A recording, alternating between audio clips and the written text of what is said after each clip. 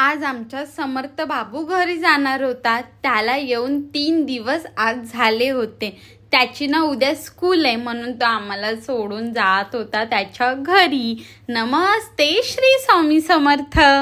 मध्ये गणूने त्याला विचारलं तुझी वॉच कुठे आहे. तो बोला अरे देवा मी विसरून आलो. मग गणूने ना त्याला वॉच काढून दिली. गणूने ना घेऊन आलेला. नंतर त्याने इकडे वॉच घातली आणि आम्ही जायला तर रेडी झालेलो. गणू इकडे गाडी काढत होता. समर्थना आम्हाला सारखा विचारत होता मी चाललोय तुम्हाला कसं वाटतंय. आम्ही बोललो आम्हाला खूप वाईट वाटतंय तू नको जाऊ. तो कसा बोलत होता मावशी माझी स्कूल आहे ना मला जावं लागणार.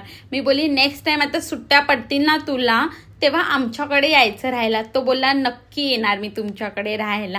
आणि आज एवढा पाऊस पडलेला आणि समर्थचे पप्पा येऊन त्याला घेऊन पण गेले. गावावरनं आल्यापासून आम्ही चिकनच खाल्लं नव्हतं तर गणू बोलला की आपण आज चिकन घेऊन जाऊया.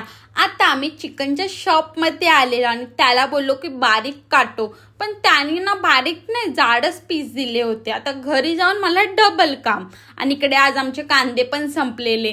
मी कधी कांदे भरलेले पावसाच्या पहिले 25 किलो कांदे भरलेले सगळे संपले. आणि आज मी असं 2 टाईपचं चिकन बनवलेलं. एक तिखट आणि एक विदाऊट तिखट. तिखट झणझणीत झालेलं मी खाणार होती आणि विदाऊट तिखट गणूला देणार होती. चला भेटूया नेक्स्ट ब्लॉगमध्ये. बाय.